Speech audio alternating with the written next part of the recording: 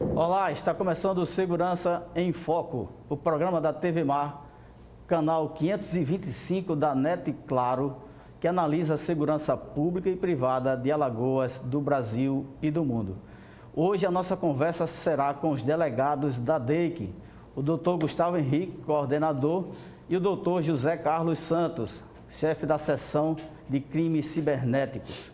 Com eles, iremos conhecer as estruturas das organizações criminosas que atuam em Alagoas, principalmente PCC e Comando Vermelho. Vamos conhecer o modo de atuação, a disputa por territórios e as particularidades desse embate que travam as duas organizações criminosas no país. E também vamos falar sobre crimes cibernéticos. É um crime que a cada dia você tem uma nova modalidade de golpe que surpreende até os investigadores. E temos dicas de segurança do chefe da seção de crimes cibernéticos da Polícia Civil e muito mais que você vai aproveitar esse programa que está muito interessante. Não saia daí, o Segurança em Foco já está no ar.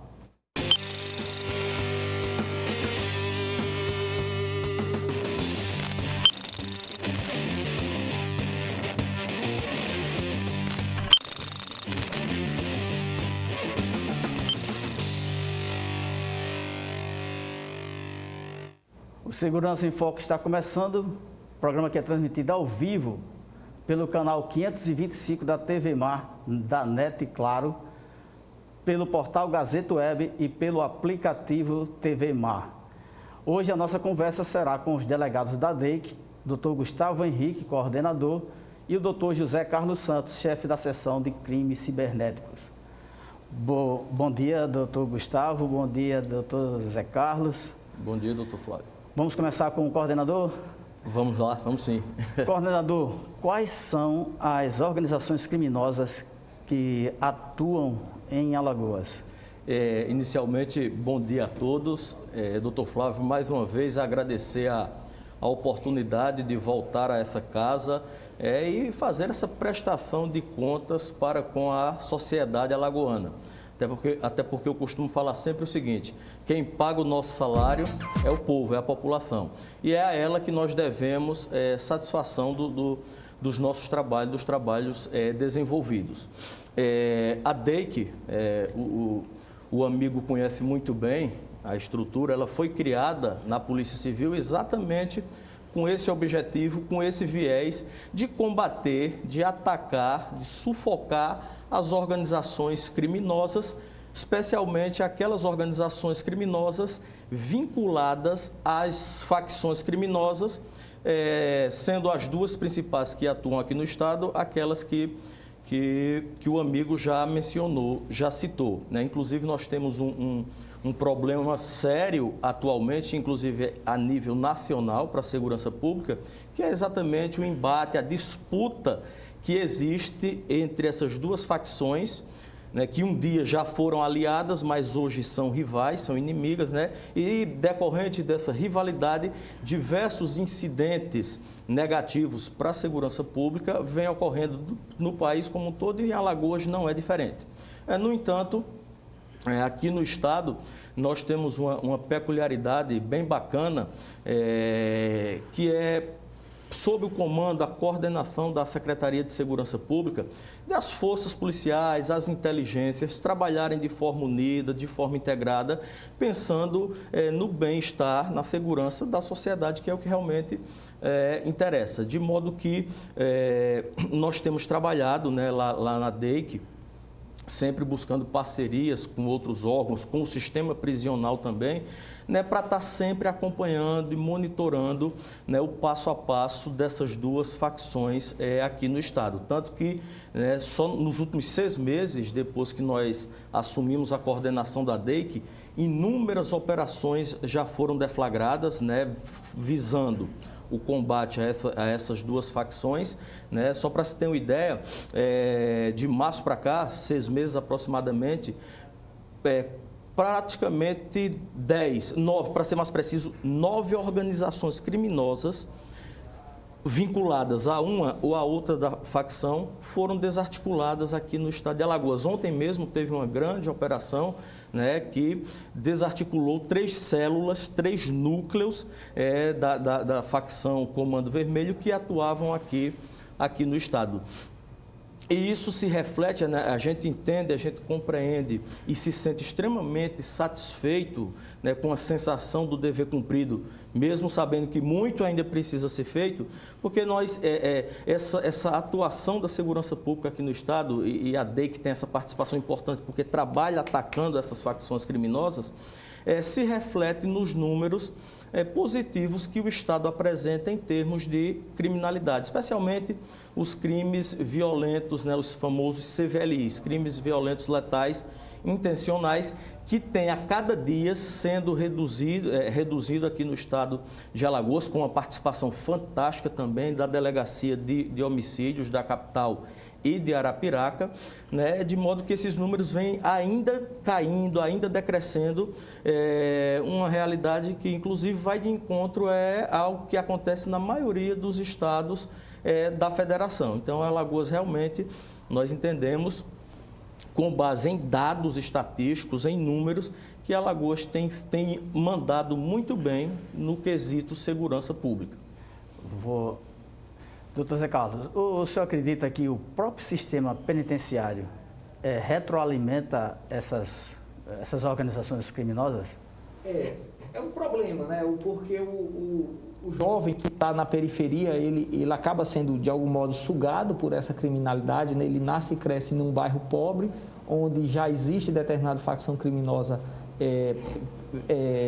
atuando ali. Então, é mais fácil, não que seja automático, não que nós, como segurança pública, devemos aceitar isso e transformar como normal e não combater, mas é claro que é mais fácil o jovem que está numa periferia, ele acaba se envolvendo em determinada organização criminosa e virar um aviãozinho, se envolver com o tráfico de drogas, de repente ser preso por tráfico de drogas, e quando ele está no sistema penitenciário, se a vida dele financeira já era complicada ali naquela realidade dele solto, lá dentro ele acaba dependendo mais ainda do traficante, mais ainda daquela facção criminosa que tem um poder na área onde ele atuava, né? E aí onde ele passa a ter o chamado convívio. Aquela pessoa passa a ter uma gratidão até maior pelo traficante, não só por uma ou outra benesse, digamos assim, que o traficante garante ele lá. A própria sobrevivência, né? Nós sabemos que dentro do presídio há essa situação de convívio, a situação mais complicada.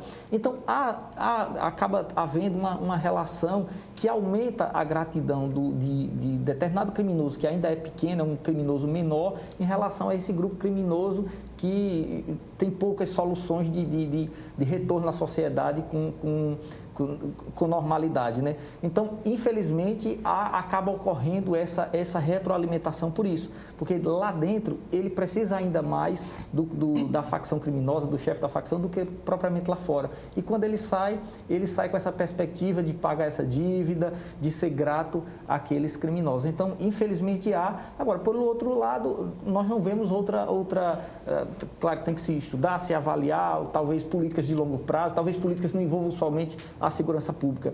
Mas, por outro lado, não temos o que fazer. Se o criminoso ele está lá na ponta, por mais que ele seja um jovem que tenha poucas oportunidades, se ele acaba se envolvendo com tráfico, se enquadra no artigo 33 da lei, infelizmente ele tem que ser preso, e aí nos presídios ele acaba, de fato, aumentando a dívida dele junto com o criminoso. Nessas investigações que os senhores fazem, os senhores já conseguem identificar uma organização estrutural dessas organizações criminosas? Porque nós que estudamos a facção, existe um organograma, existe até seguro para o preso. O preso, quando cai, né, como a gente chama, a família é segurada pela organização criminosa. Vocês já conseguem identificar isso, inclusive a participação de advogados e servidores públicos nessa associação criminosa? Exatamente, perfeito, doutor Flávio. Elas são realmente, eu costumo dizer que essas facções criminosas, né, especialmente o PCC, elas são verdadeiras empresas, lamentavelmente empresas do mal, empresas do crime, de modo que elas têm sim toda uma estrutura hierarquizada, existe, daí mesmo se falar em facção, mas ao mesmo tempo uma mega organização criminosa, exatamente porque existe essa divisão de tarefas, essa hierarquia, esse escalonamento, né? Para se ter uma ideia, na operação Flashback, que foi deflagrada em parceria com o Ministério Público, a Secretaria de Segurança Pública, a PM, né? Em que nós, a DEIC, deflagrou junto à operação Damas do Crime, né? Que é outra coisa bem interessante, a quantidade de mulheres, né, integrando essas facções criminosas é cada vez maior. Nós conseguimos identificar claramente esse organograma, essa estrutura hierarquizada dessa facção, de modo que, por exemplo, citando um exemplo, os famosos tribunais do crime, em que eles julgam um integrante da facção rival ou, às vezes, até mesmo um integrante da própria facção que violou o estatuto, fazendo parte aí dessa organização, até um estatuto eles têm, né? Então, nesse julgamento, a pessoa é submetida a esse julgamento e, se for condenada, né, acaba sendo executada, inclusive durante a operação Flashback e Damas do Crime, que andaram paralelamente, três situações dessa foram constatados na investigação e devidamente comprovado. De modo que os integrantes da facção aqui do Estado que participam desse julgamento, desse Tribunal do Crime, eles têm que se reportar às grandes lideranças da facção que estão ou em presídios do Estado de São Paulo ou principalmente em presídios do Mato Grosso do Sul. Nós não conseguimos identificar ainda exatamente qual o motivo deles terem essa predileção, isso no caso do PCC, deles terem essa predileção pelos presídios do Mato Grosso do Sul. A gente não identificou exatamente o porquê, deve ter algum motivo para isso, mas é notório. A grande maioria das maiores lideranças dessa facção criminosa estão em presídios, ou no estado de São Paulo, ou no Mato Grosso do Sul. De modo que uma decisão como essa, que é uma das mais importantes da empresa, da facção, os integrantes locais têm que se reportar e receber a autorização dessas lideranças que estão lá, geralmente nesses presídios dos estados que eu mencionei. Então, realmente, eles são extremamente organizados, estruturados. No entanto, repito, aqui em Alagoas, a gente tem realmente o orgulho, a satisfação de dizer que esse trabalho das inteligências, né, papel importantíssimo da inteligência do sistema prisional, porque as grandes lideranças dessas facções geralmente estão dentro dos presídios, de modo que a gente tem sim todo esse retrato, todo esse mapeamento de quem são as grandes lideranças, quem é o geral aqui do estado de Alagoas, na verdade os gerais, é assim que eles chamam, né, que é o maior líder do estado, né, mas ainda é subordinado a um líder regional e depois a um líder nacional. A gente tem tudo isso mapeado, sabe quem são, sabe onde eles estão.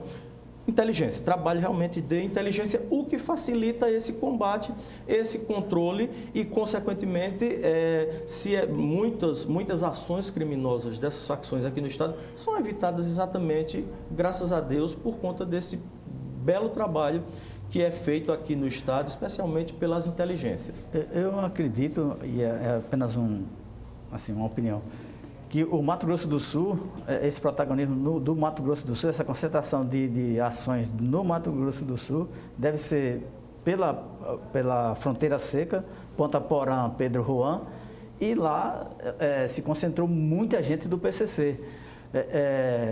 Eu esqueço o nome de um traficante que conseguiu unir o Comando Vermelho e o PCC lá naquela fronteira, eles já foram, e esse mesmo traficante provocou essa briga que virou nacional.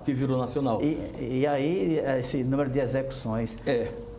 Perfeito. Desculpa, doutor. Claro. Inclusive, foi até o senhor, que a gente precisa ter toda essa estrutura e funcionamento dessas facções.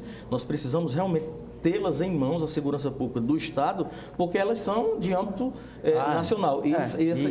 Isso que o amigo colocou é extremamente interessante, porque pode sim realmente ser o motivo de haver essa maior concentração lá no Mato Grosso do Sul. Ficou visível, ficou claro para a gente ao longo dessa investigação, que resultou nas operações Flashback e Damas do Crime, que eles têm essa predileção. São Paulo porque é a origem, né, do PCC. E Mato Grosso do Sul. Muito provavelmente, né, o amigo trouxe aí, pode ser exatamente isso. É o que a gente vai, obviamente, investigar. Diversas investigações continuam em andamento, focadas nessas facções, não vai parar de forma alguma e essa é uma tese bem interessante. E essa região geográfica tem uma coisa muito interessante. Você tem o corredor de maconha, a droga, a coca que vem da Bolívia. O Beira-Mar tinha muita influência lá. E lá é um grande centro distribuidor de armas. Exatamente. Aí você tem... É uma das grandes portas de entrada de materiais ilícitos, drogas e armas aqui para o Brasil, é exatamente ali. Muito provavelmente está aí o motivo de haver essa concentração das grandes lideranças estarem lá. É um corredor interessante. Doutor Zé Carlos, como o senhor observa esse protagonismo das mulheres no crime, a ponto já de vocês denominarem uma operação de damas do crime? Primeiro é lamentável, né? Claro que nós aplaudimos, né? E temos observado, e nós homens aprendemos cada vez mais a controlar o nosso machismo, né? E dar mais protagonismo às mulheres. Agora, obviamente, que a gente imagina e aplaude as mulheres virarem protagonistas, né, em coisas do bem, em coisas dentro da lei, obviamente, né. É interessantíssimo, né, nós acompanhamos de perto essa ascensão da mulher, né, dentro de determinada facção criminosa, né, no caso do PCC, e nós observamos o mesmo modelo em relação aos homens, as divisões de tarefas, a violência com as palavras, né, as determinações para execuções sem qualquer tipo de remorso. E, inclusive, um fator peculiar, interessante, né, do que nós captamos, que nós observamos, era que as mulheres, inclusive, reclamando da ingerência dos homens em determinada punição de uma outra mulher, de uma faccionada, onde os homens queriam fazer esse julgamento e as mulheres cobrando, dizendo que não, que esse julgamento é nosso, a competência é nossa para esse caso, né? Então, é a mulher que está ali no seio da violência, né? O marido, a mulher, a filha de alguém que já é faccionado, né? Ela convive e vive com aquilo, acaba absorvendo essa violência, acaba tomando aquilo ali como princípios de vida e passam a cometer crimes tão graves ou tão sérios, tanto quanto os homens, né? E elas acabam sendo o grande suporte dos homens, como o tráfico de drogas, eles acabam sendo presos muito rápido, elas ficam suscetíveis a duas coisas: manter os negócios dos maridos e até fornecer e levar drogas para eles na prisão. Isso, via de regra, acaba causando uma prisão, um crime de tráfico que é muito grave, e elas acabam ingressando mais rápido ainda nesse mundo. É preocupante, é claro que é preocupante, né? Porque se antes nós tínhamos apenas uma parte da família, digamos assim, que acabava sendo podre, né? O marido se envolvia, a mulher obviamente sabia disso, usufruía daqueles valores decorrentes do tráfico ou de outros crimes, mas não se envolvia diretamente. E agora nós vemos, sim, com muita preocupação, por isso que essa operação foi justamente para dar um freio nisso, né? Para deixar claro que a gente está de olho em toda e qualquer situação, e nós vemos também até como um meio, a facção usa isso, até como um meio de tentar se viabilizar mais ainda, né? Porque, de fato, geralmente nós nos assustamos quando vemos um crime, por exemplo, praticado por uma idosa, um crime praticado por alguém que tem alguma deficiência física, porque não seria o comum. Também não seria o comum uma mulher, por exemplo, tá diante de um grande grupo criminoso, está tomando decisões importantes em um grupo criminoso. Então, a priori não chamaria a atenção da polícia, a priori não chamaria, mas infelizmente essa é a realidade que nós temos encarado, como bem colocou o doutor Gustavo, nós temos combatido. Eu costumo dizer que de uma mulher determinada, ou você se ali ou corra. Verdade. Doutor Gustavo, ontem o senhor estava fazendo um balanço da Operação Servos. O que foi essa operação e qual foi o resultado dela? Ontem nós deflagramos, né, em parceria com a Secretaria de Segurança Pública e algumas unidades da Polícia Militar, especialmente o Batalhão de Rádio Patrulha, essa operação que foi fruto de uma investigação aliada às inteligências, inclusive do sistema prisional, que teve como objetivo, desta vez, combater, atacar a outra facção, a rival do PCC. Na verdade, eu não gosto nem de falar o nome dessa. Para mim, elas são tão desprezíveis que eu não gosto nem de falar os nomes, sabe, doutor? Mas, enfim, vamos lá. Que foi a outra facção, a rival do PCC, o Comando Vermelho. E aí foram 6 meses de investigação, de monitoramento, de acompanhamento, né? E nós constatamos o quê? O que a gente já sabia, que as duas facções estão em pé de guerra, né, por conta daquele fato que aconteceu, que o amigo mencionou lá na fronteira, né? As facções entraram em pé de guerra a nível nacional. E uma outra questão que ficou bem clara nessa investigação, que resultou nessa operação de ontem, e que traz preocupação para a segurança pública, preocupação, mas não medo, deixando claro, para a segurança pública, que é o seguinte, enquanto o PCC ele é bem mais organizado, né?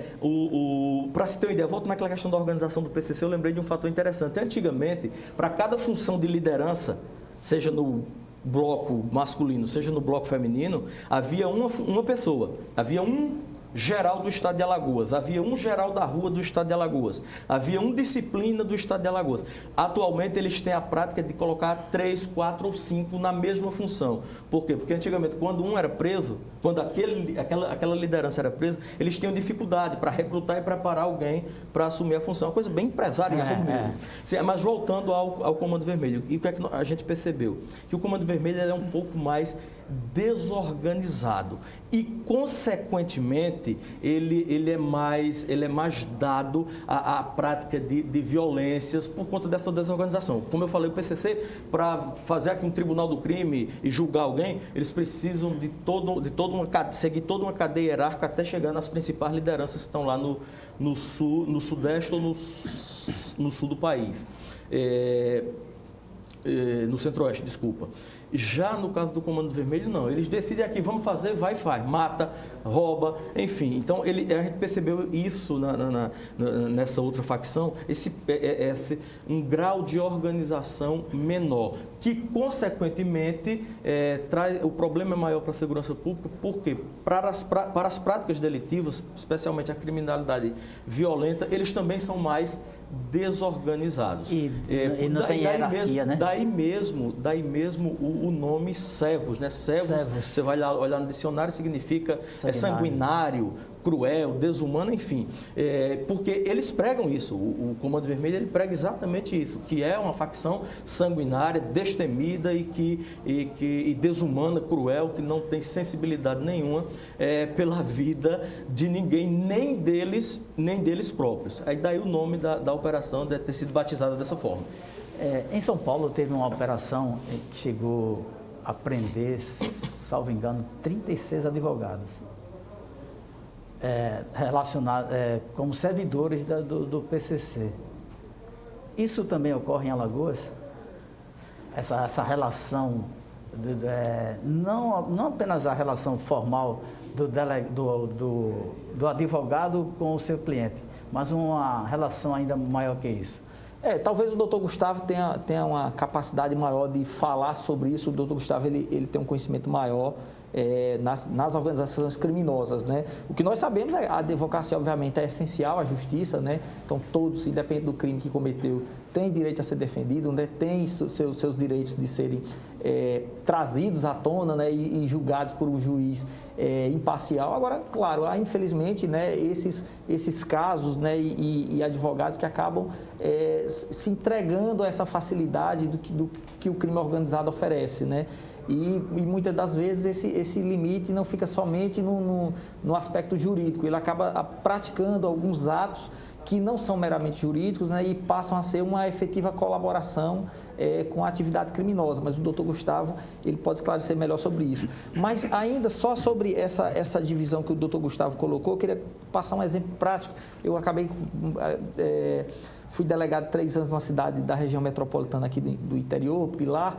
E eu consegui ver essa divisão que é a nacional na prática lá, né? Eu tive o sabor de ter na cidade de Pilar 2 facções criminosas brigando e exatamente de homicídio, né? Essa realidade que o doutor Gustavo colocou, né?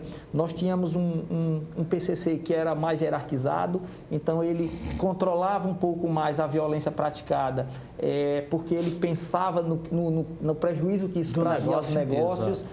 E tínhamos um comando, uma outra facção, né? O Comando Vermelho, que ele queria se impor mais pela força, pelo medo e como até do ponto de vista nacional mesmo, né?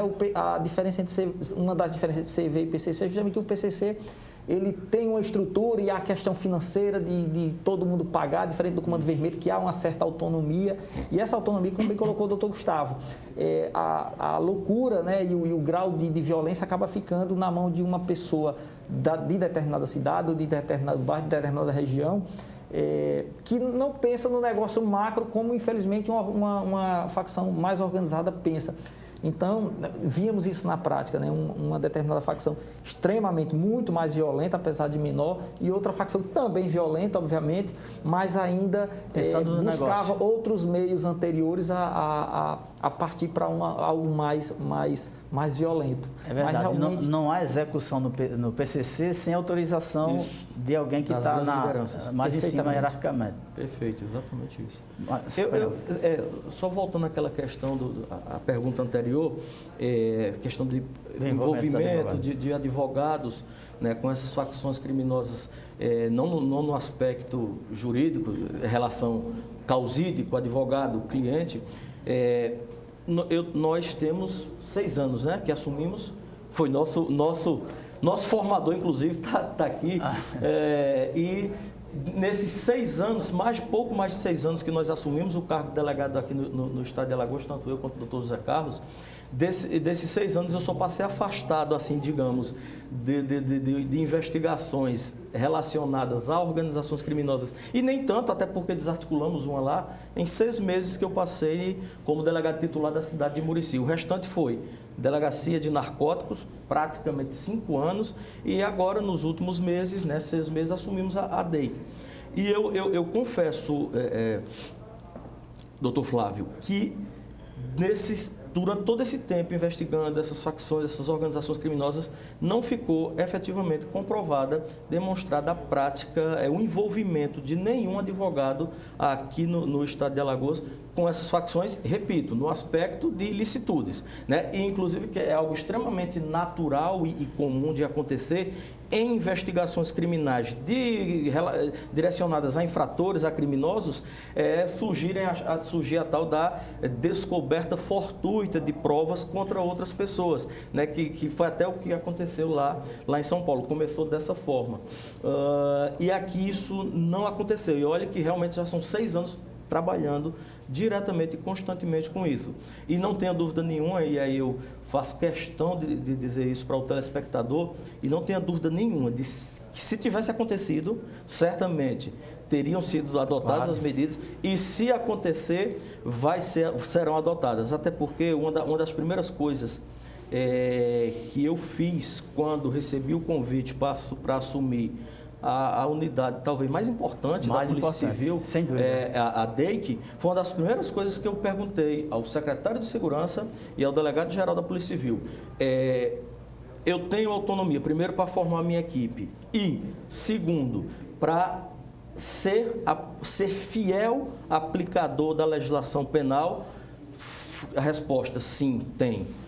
E assim foi feito e assim está sendo feito. Não importa, pode ser quem for, se eventualmente infringir a lei, decidir viver à margem da lei e for pego, for detectado em investigações nossas da DEIC, pode ter certeza que o tratamento será exatamente o mesmo.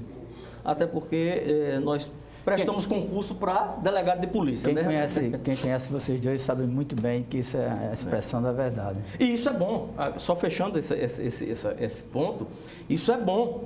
Isso é excelente porque demonstra, pelo menos demonstra em tese, que a advocacia aqui no estado de Alagoas está agindo de forma correta e ilibada e realmente cumprindo o seu importantíssimo papel constitucional, né, de ser uma entidade indispensável à administração da justiça.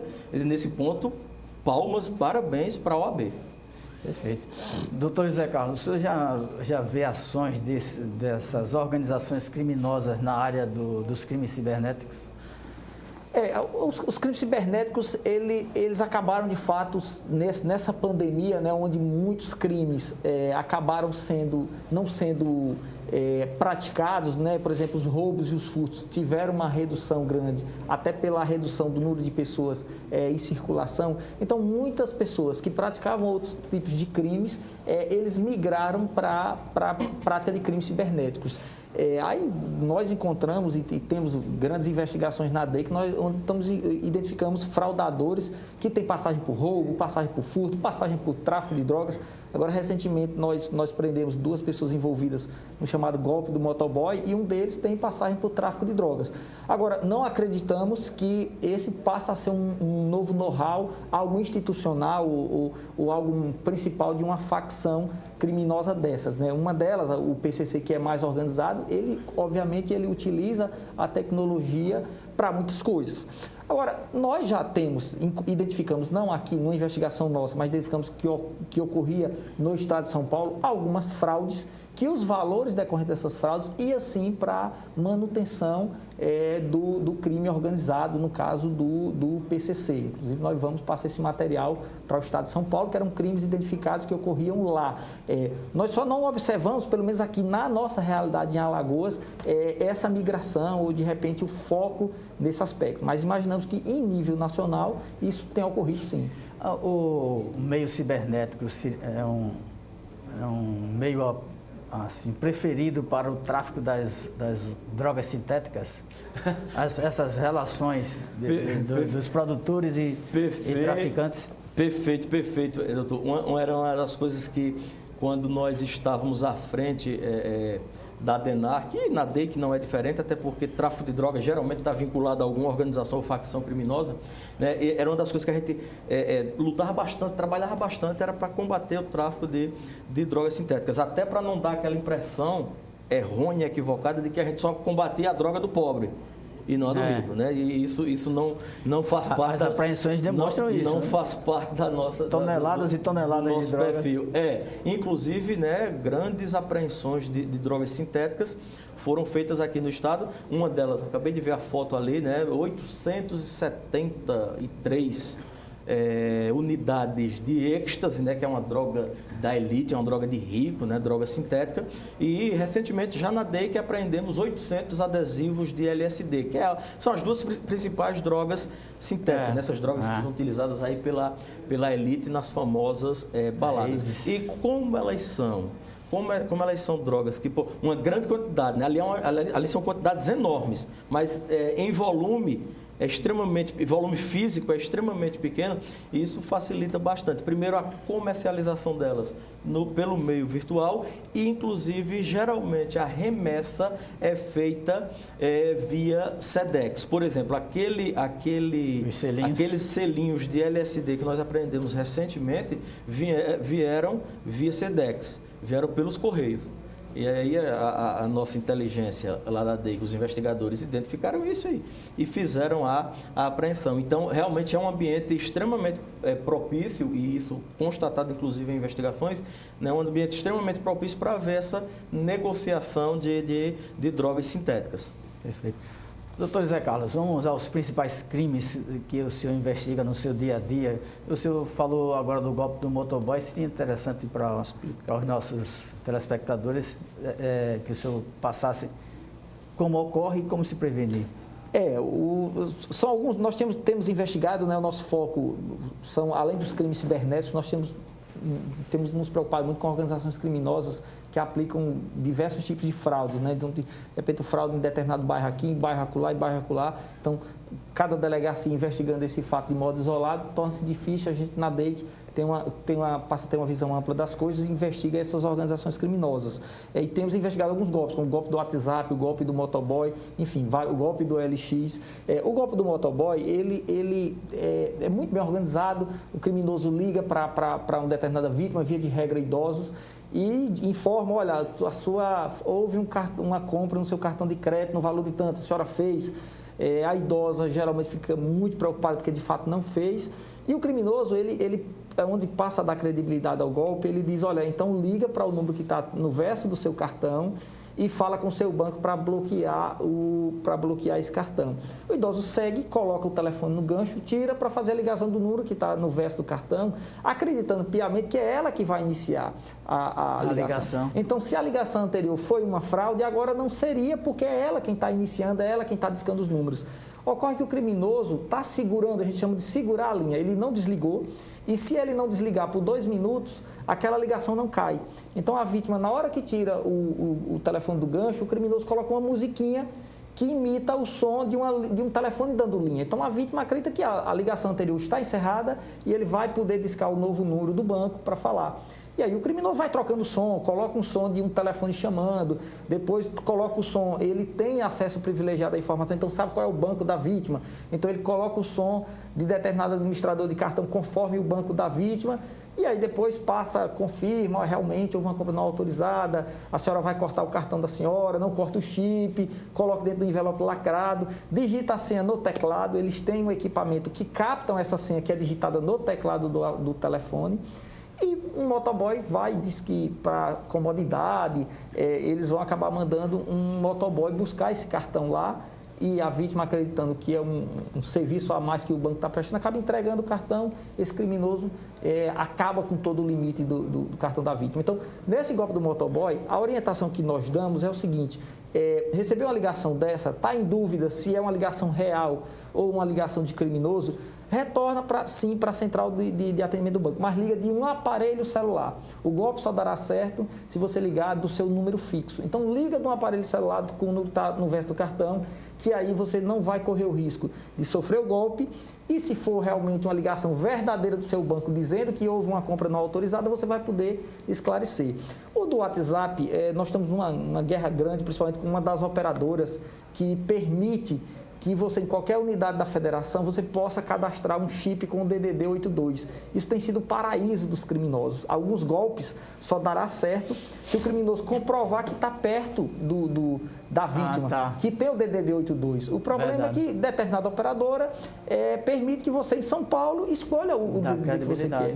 Então, os caras compram, por exemplo, por LX, oferecem um produto por LX, criam um número DDD 82, falam com a vítima acredita que está negociando com alguém que está em Alagoas.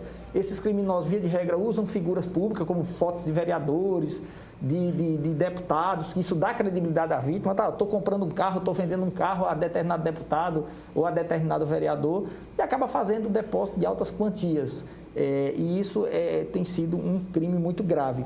Agora, nos crimes cibernéticos propriamente dito, aqueles que as pessoas usam perfis fakes, por exemplo, sejam para divulgar fotos íntimas de pessoas, sejam para extorquir, sejam para ameaçar ou para praticar alguns crimes contra a honra, a Polícia Civil ela teve um desenvolvimento muito importante nos últimos anos, nos últimos meses, nesse aspecto. Para você ter ideia, eu imagino que nós devemos ter instaurado lá uns 20 a 30 inquéritos nos últimos 2, 3 meses, e desses 20 a 30 inquéritos, apenas 2 deles, que nós reputamos a hackers profissionais, que nós não conseguimos identificar o autor, ou pelo menos conseguimos ter a investigação tem andado bem em apenas 2 casos. Então, a Polícia Civil evoluiu muito. Ninguém hoje, a internet não é terra sem lei, ninguém hoje se esconde atrás de uma máquina. O crime cometido na internet é igualzinho a qualquer outro crime. Ele deixa rastros e a Polícia Civil ela tem avançado bastante e muito bem nesse aspecto. A gente tem evoluído cada vez mais. Temos ocorrências dos odiadores, dos haters? Nós temos inclusive um desses casos que tramita lá na DEIC, que inclusive está bem avançado, E são grupos que preocupam, porque são grupos de pessoas desequilibradas que, a priori, a ideia deles é só o discurso do ódio e palavras que depreciam a vítima, mas a preocupação é que são pessoas desequilibradas. E quando essas pessoas desequilibradas, às vezes, elas sugerem cometer suicídio, as outras sugerem a elas, né, que, olha, façam isso, mas eles usam o termo levem a escória juntos, que seria justamente eles, antes de morrerem, matar pessoas desse grupo que eles odeiam. E aí envolve homossexuais,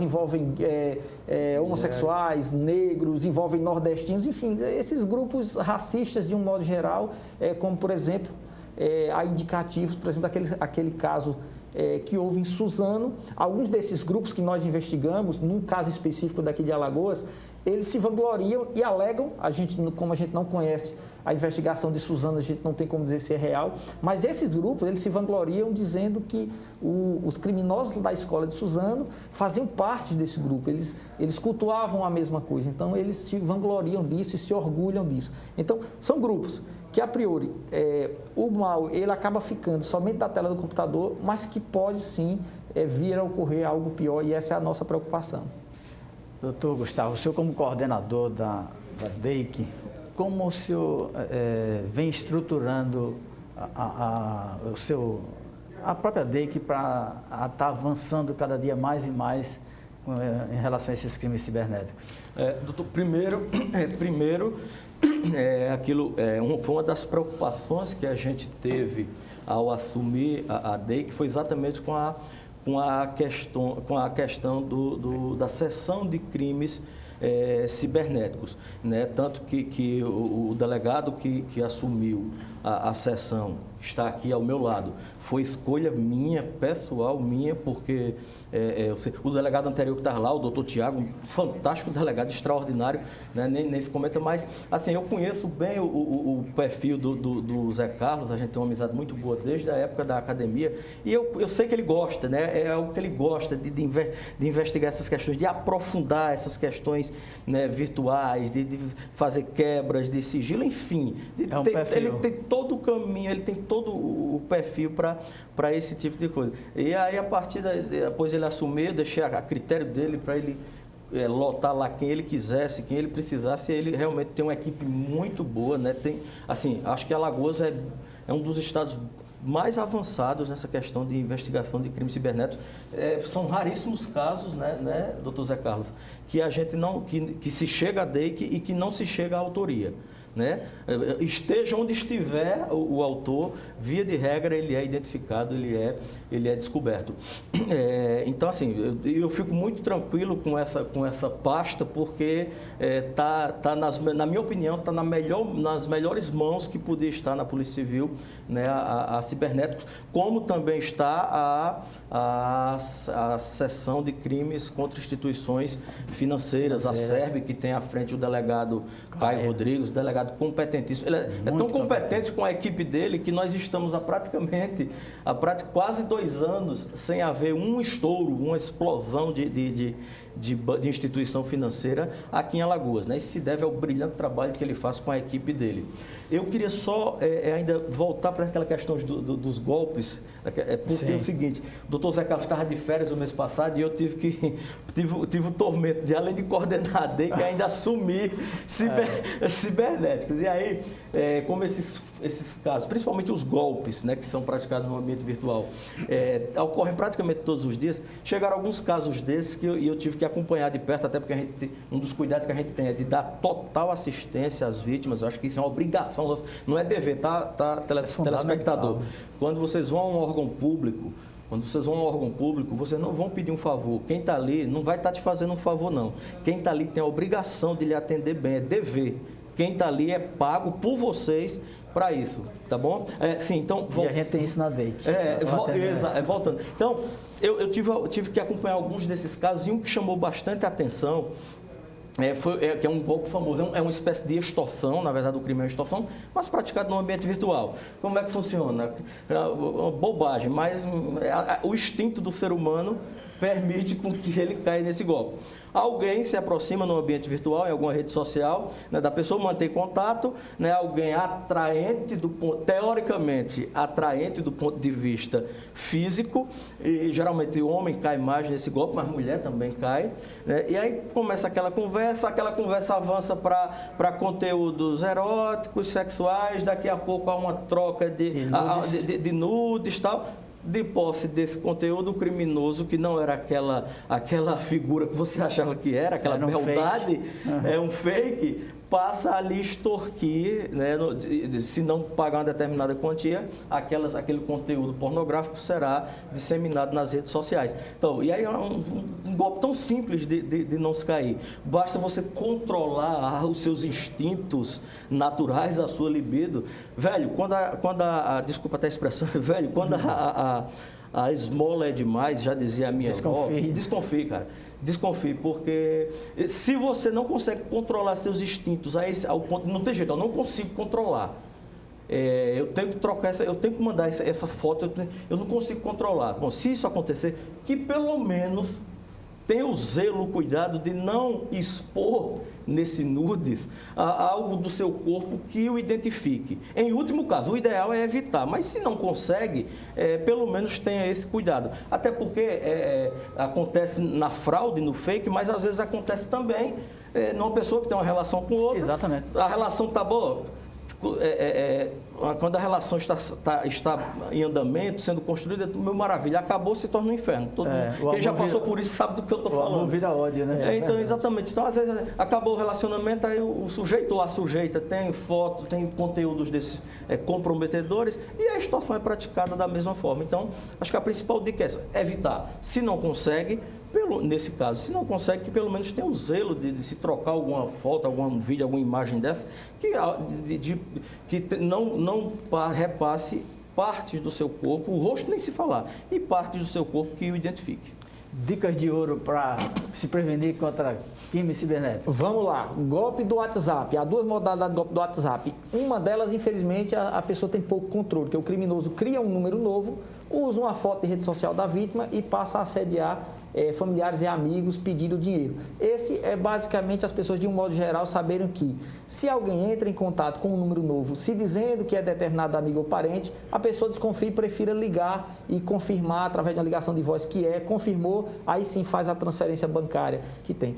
A outra modalidade do golpe do WhatsApp é o código. Então, o criminoso, de algum modo, cria qualquer história lá, olha, eu sou de um restaurante, você vai receber um código de uma promoção, a hora que você receber esse código, me passe para a gente confirmar, para você ganhar alimentação gratuita, não passe, que é o código do WhatsApp. Por segurança, ative a chamada autenticação de 2 fatores do WhatsApp.